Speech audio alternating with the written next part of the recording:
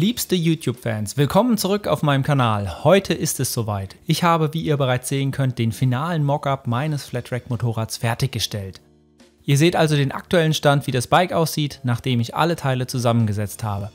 Und natürlich möchte ich euch einen Überblick über die bisherigen Kosten dazu geben. Aber bevor wir mit den Kosten starten, werfen wir einen kurzen Blick zurück auf das, was bisher passiert ist.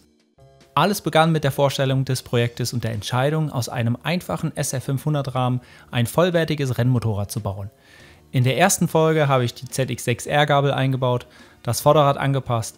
Dann wurde es ernst. Ich habe eine Rahmenlehre gebaut und den Lenkkopfwinkel verändert, um die perfekte Geometrie für die Rennstrecke zu erzielen. Mit der Herstellung einer CNC gefrästen Gabelbrücke und der Anpassung von Bremssattel und Bremspumpe habe ich das Bremssetup optimiert.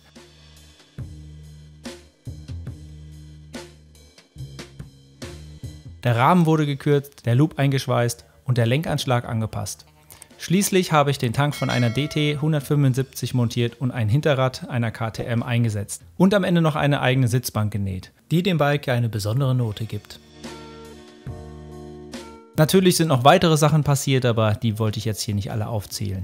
Also dann lasst uns mal die Zahlen durchgehen, damit ihr seht, was dieses Projekt bis jetzt gekostet hat. Nachdem wir die Kosten dann durchgegangen sind, wird das Motorrad komplett zerlegt, später aber mehr dazu. Angefangen habe ich mit dem Motor, der hat 300 € gekostet. Der Rahmen war im Preis des Motors inbegriffen, also 0 €. Die Gabel hat mich 100 € gekostet, für die CNC gefräste Gabelbrücke habe ich 203,50 € investiert, der Tank war mit 75 € recht billig, Lenker und die Griffe waren so bei 46 €, Lenkerklemmen habe ich mir für 13 € welche geholt.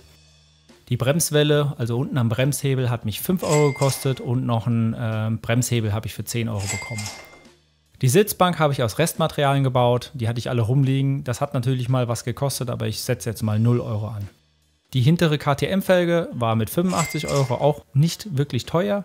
Das Schutzblech war ein altes Schutzblech, was ich aus meinem Lager geholt habe. Der Bremssattel hinten ist von einer XS57, der war super günstig, für 20 € habe ich den bekommen. Und die Bremspumpe habe ich auf der Veterama gefunden für 12 €. Dann habe ich mir noch Fußrasten geholt für 11 € und den Auspuff habe ich dann für ungefähr 42 € gebaut, also den Krümmer. Der Endschalldämpfer lag bei 112 €. Den Kickstarter habe ich von einer XS400 genommen, weil der deutlich günstiger ist als der von der SR500, passt aber trotzdem dran. Der hat nur 35 € gekostet. Den Lenkungsdämpfer, den hatte ich auch hier schon im Lager, also 0 €. Vergaser habe ich auf der Veterama super günstig bekommen für 40 € und dann würde ich sagen noch so Krimskrams einfach für 50 € noch dazu addiert. Damit liegen wir, wenn ich mich nicht komplett verrechnet habe, bei den bisherigen Kosten für mein Flatrack-Projekt bei 1.160 €. Ich denke, das ist ein ziemlich guter Preis für das, was ich bisher hier erreicht habe. Wie geht es jetzt weiter? Jetzt, wo der Mockup abgeschlossen ist, wird das Bike komplett zerlegt. Den Rahmen werde ich final schweißen und dann zum Pulverbeschichten weggeben.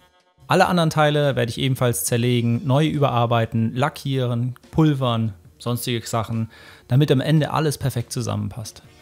In den nächsten Videos werde ich den Motor zerlegen, inspizieren, tunen und schließlich wieder zusammenbauen.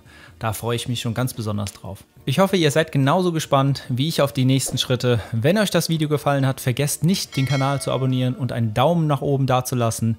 So bleibt ihr immer auf dem laufenden Stand und verpasst keine der kommenden Videos, in denen ich das Bike Stück für Stück dann perfektioniere und am Ende auch anlasse und damit auf die Rennstrecke fahre. Danke fürs Zuschauen und bis zum nächsten Video. Bis dann.